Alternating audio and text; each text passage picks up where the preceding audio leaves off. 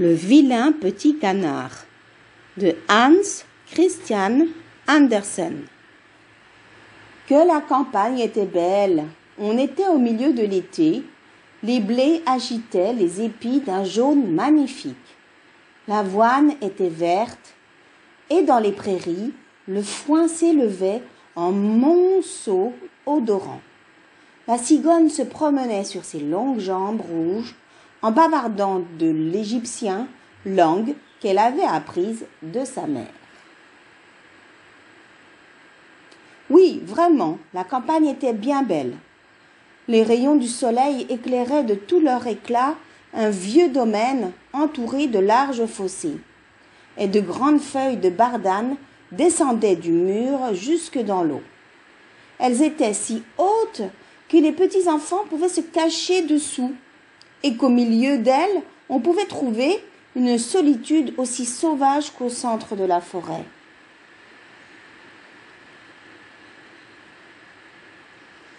Dans une de ces retraites, une cane avait établi son nid et couvait ses œufs. Il lui tardait bien de voir ses petits éclore. Elle ne recevait guère de visites.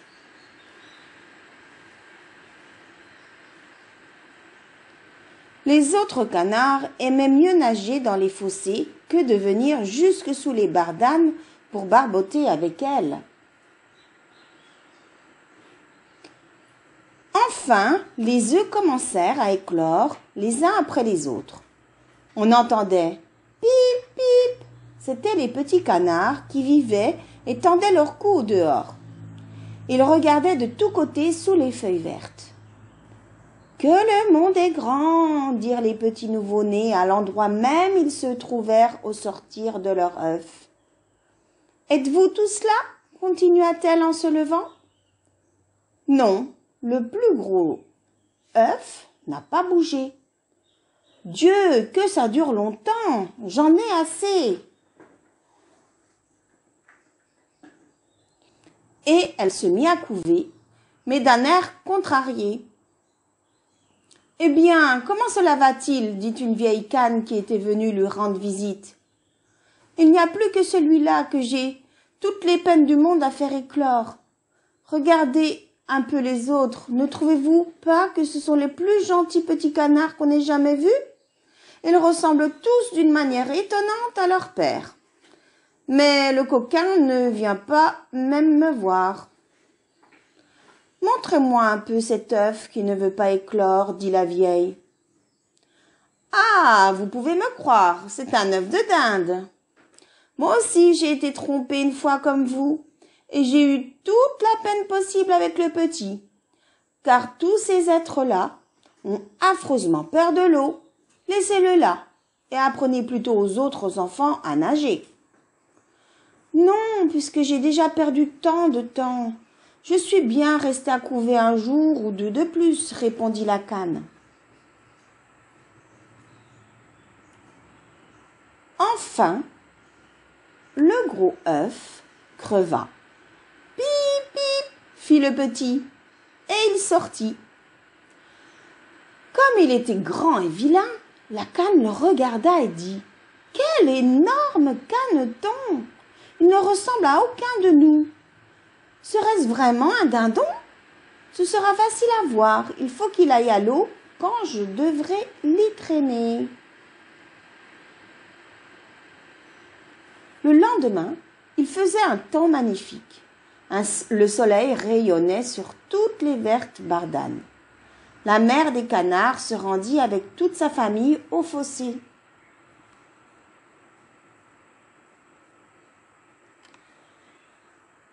Platch! Elle sauta dans l'eau.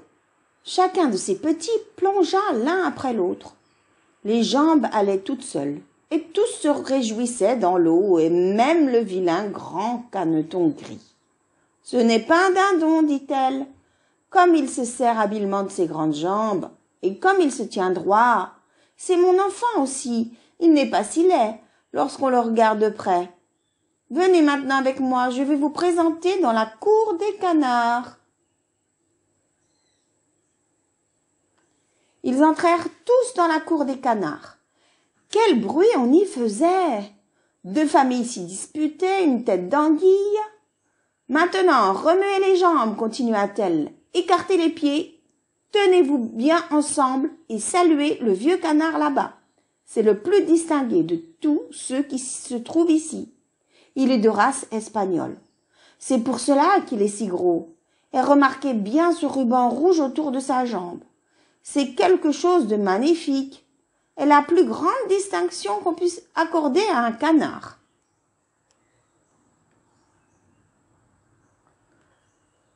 Vous avez là de beaux enfants, la mère, dit le vieux canard au ruban rouge.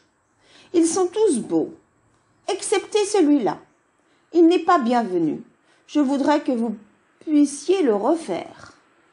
C'est impossible, dit la mère Cane. Il n'est pas beau, c'est vrai. Il a un si bon caractère et il nage dans la perfection. Oui, j'oserais même dire mieux que tous les autres. Je pense qu'il grandira joliment. Elle lui lissa le plumage. Du reste, c'est un mâle et la beauté ne lui importe pas tant.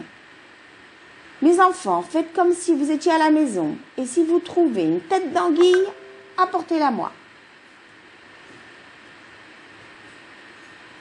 Les autres canards qui les entouraient les regardaient et disaient tout haut. Voyez un peu, encore en voilà d'autres, comme si nous n'étions pas déjà assez. Fi donc, qu'est-ce que ce caneton-là? Nous n'en voulons pas. Et aussitôt, un grand canard vola de son côté, se jeta sur lui, elle le mordit au cou. Laissez-le donc, dit la mère, il ne fait de mal à personne. D'accord, mais il est si grand et si drôle, dit l'agresseur, qu'il a besoin d'être battu. Le pauvre caneton, qui était sorti du dernier œuf, fut pour sa laideur mordu, poussé et bafoué, non seulement par les canards, mais aussi par les poulets. Le dindon, qui était venu au monde avec des éperons et qui se croyait empereur, se gonfla comme un bâtiment toute voile dehors et marcha droit sur lui, en grande fureur et rouge, jusqu'aux yeux. Le pauvre caneton fut chassé de partout. Même ses sœurs étaient méchantes avec lui et répétaient continuellement que ce serait bien fait si le chat t'emportait, vilaine créature. Et la mère disait « Je voudrais que tu fusses bien loin. »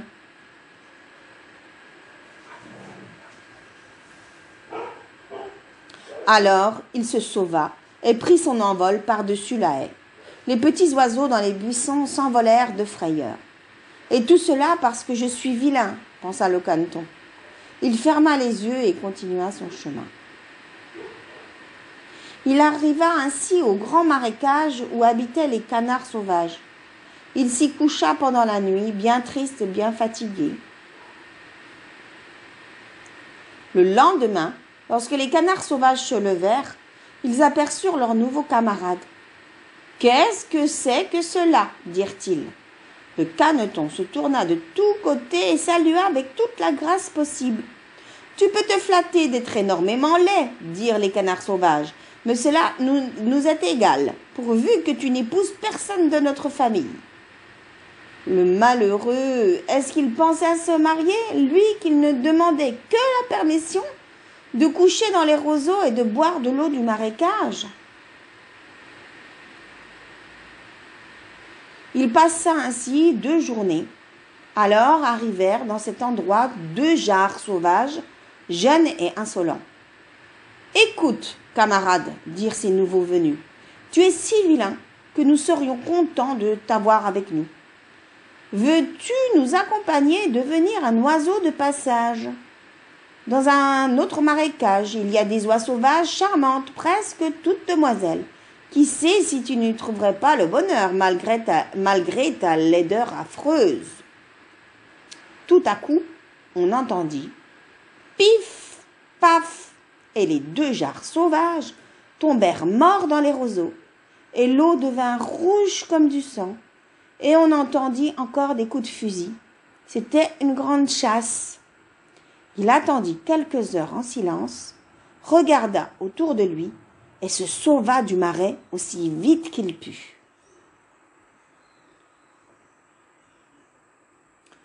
Sur le soir, il arriva à une misérable cabane de paysans, si vieille et si ruinée qu'elle ne savait pas de quel côté tomber.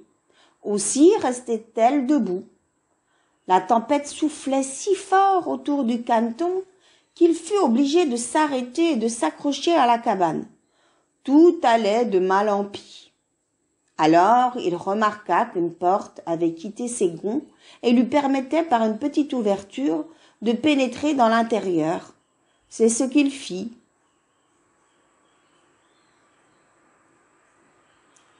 Là demeurait une vieille femme avec son matou et avec sa poule. Et le matou, qu'elle appelait son petit-fils, savait arrondir le dos et filer son rouet. Il savait même lancer des étincelles, pourvu qu'on lui frottât convenablement le dos à rebrousse-poil. La poule pondait des œufs excellents et la bonne femme l'aimait comme une fille. Le lendemain, on s'aperçut de la présence du caneton étranger. Le matou commença à gronder et la poule à glousser. « Qu'y a-t-il » dit la femme en regardant autour d'elle. Mais comme elle avait la vue basse, elle crut que c'était une grosse canne qui s'était égarée. « Voilà une bonne prise, dit-elle. J'aurai maintenant des œufs de canne, pourvu que ça ne soit pas un canard. Enfin, nous verrons. » Elle attendit pendant 3 semaines, mais les œufs ne vinrent pas. Le caneton se permit de penser différemment de la poule, mais cela la fâcha. « Sais-tu pondre des œufs » demanda-t-elle. « Non, répondit le canard. « Eh bien alors tu auras la bonté de te taire. » Et le matou le questionna à son tour. « Sais-tu faire le gros dos? Sais-tu filer ton rouet et faire jaillir des étincelles ?»« Non, répondit le canard. « Alors tu n'auras pas le droit d'exprimer une opinion quand les gens raisonnables causent ensemble. » Et le caneton se coucha tristement dans un coin. Mais l'air vif et la lumière du soleil pénétrèrent dans la chambre. Elles lui donnèrent une si grande envie de nager dans l'eau qu'il ne put s'empêcher d'en parler à la poule. « Qu'est-ce donc ?» dit-elle. « Tu n'as rien à faire et voilà qu'il te prend des fantaisies. Ponds des œufs ou fais ronron et ces caprices te passeront. » « C'est pourtant bien joli de nager sur l'eau, dit le petit canard. Quel bonheur de la sentir se refermer sur sa tête et de plonger jusqu'au fond. »« Je crois que tu es devenu fou, répondit la poule. Demande un peu à Minet, qui est l'être le plus raisonnable que je connaisse, s'il aime à nager ou à plonger dans l'eau. Demande même à notre vieille maîtresse. Personne dans le monde n'est plus expérimenté. Crois-tu qu'elle ait envie de nager et de sentir l'eau se refermer sur sa tête? Vous ne me comprenez pas. Nous ne te comprenons pas. Mais qui te comprendrait donc? Te croirais-tu plus instruit que Minet, notre maîtresse? Sans parler de moi, ne fais pas le fou, enfant, mais remercie plutôt le Créateur de tout le bien dont il t'a comblé. Tu es arrivé dans une chambre bien chaude. Tu as trouvé une société dont tu pourrais profiter et tu te mets à raisonner jusqu'à te rendre insupportable. Ce n'est vraiment pas un plaisir de vivre avec toi. Crois-moi, je te veux du bien, je te dis sans doute des choses désagréables, mais c'est à cela que l'on reconnaît ses véritables amis. Suis mes conseils et tâche de pondre des œufs ou de faire des étincelles. « Je crois que je vais m'en aller dans le vaste monde, répondit le canard. « Comme tu voudras, dit la poule. Et le canard s'en alla nager et plonger dans l'eau. Mais tous les animaux le méprisèrent à cause de sa laideur.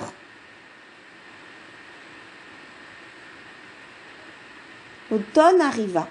Les feuilles de la forêt devinrent jaunes et brunes. Le vent les saisit et les fit voltiger. Sur la haie, le corbeau croassait tant il était gelé. Rien que d'y penser, on grelottait. Un soir, toute une foule de grands oiseaux, superbes, sortit des buissons. Le caneton n'en avait jamais vu de semblable. Ils étaient d'une blancheur éblouissante. Ils avaient le cou long et souple. C'étaient des cygnes. Le son de leur voix était tout particulier. Ils montaient si haut, que le vilain petit canard en était étrangement affecté. Il tourna dans l'eau comme une roue. Il dressa le cou et le tendit en l'air vers les cygnes voyageurs, et poussa un cri si perçant et si singulier qu'il se fit peur à lui-même. Il lui était impossible d'oublier ces oiseaux magnifiques et heureux. Et l'hiver devint bien froid. Il gelait si fort qu'on entendait la glace craquer. Le caneton était obligé d'agiter continuellement les jambes pour que le trou dans lequel il nageait ne se fermât pas autour de lui.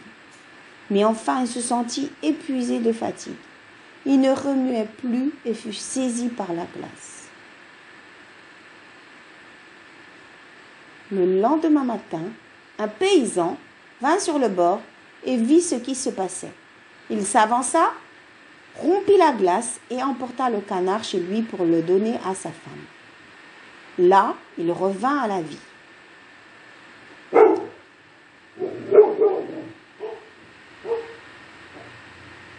Les enfants voulurent jouer avec lui, mais le caneton, persuadé qu'ils allaient lui faire du mal, se jeta de peur au milieu du pot au lait, si bien que le lait rejaillit dans la chambre. La femme frappa ses mains l'une contre l'autre de colère, et lui, tout effrayé, se réfugia dans la baratte, et de là dans la huche à farine, puis de là prit son vol au dehors. Quel spectacle! La femme criait, courait après lui et voulait le battre. Les enfants s'élancèrent sur le tas de fumier pour attraper le caneton. Il riait et poussait des cris. Ce fut un grand bonheur pour lui d'avoir trouvé la porte ouverte et de pouvoir ensuite se glisser entre des branches dans la neige. Il s'y blottit tout épuisé.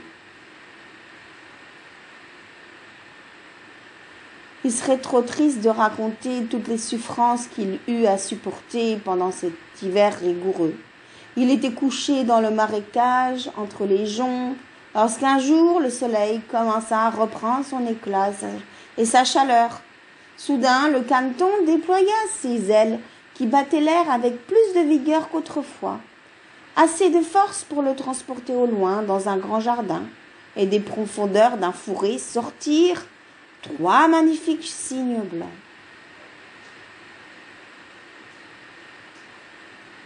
Le caneton connaissait ces beaux oiseaux. Il fut saisi d'une tristesse indicible. Je veux aller les trouver, ces oiseaux royaux. Ils me tueront pour avoir osé, moi, si vilain, m'approcher d'eux. Mais cela m'est égal. Mieux vaut être tué par eux que d'être mordu par les canards, battu par les poules, et que de souffrir les misères de l'hiver. Il s'élança dans l'eau et nagea à la rencontre des cygnes. Ceux-ci l'aperçurent et se précipitèrent vers lui, les plumes soulevées. « Tuez-moi » dit le pauvre animal, et penchant la tête vers la surface de l'eau, il attendait la mort. Mais que vit-il dans l'eau transparente? Il vit sa propre image au-dessous de lui. Ce n'était plus un oiseau mal fait, d'un gris noir, vilain et dégoûtant. Il était lui-même un cygne. Il n'y a pas de mal à être né dans une basse-cour lorsqu'on sort d'un œuf de cygne. Maintenant, il se sentait heureux de toutes ses souffrances et de tous ses chagrins. Maintenant, pour la première fois, il goûtait tout son bonheur en voyant la magnificence qui l'entourait. Et les grands cygnes nageaient autour de lui et le caressaient de leur bec. De petits enfants vinrent au jardin et s'écrièrent « Voilà un nouveau cygne, c'est lui le plus beau !» Et les vieux cygnes s'inclinèrent devant lui. Alors, il se sentit confus et il cacha sa tête sous son aile. Il ne savait comment se tenir car c'était pour lui trop de bonheur. Mais il n'était pas fier. Un bon cœur ne le devient jamais. Il songeait à la manière dont il avait été persécuté et insulté partout. Et voilà qu'il les entendait tous dire qu'il était le plus beau de tous ces beaux oiseaux.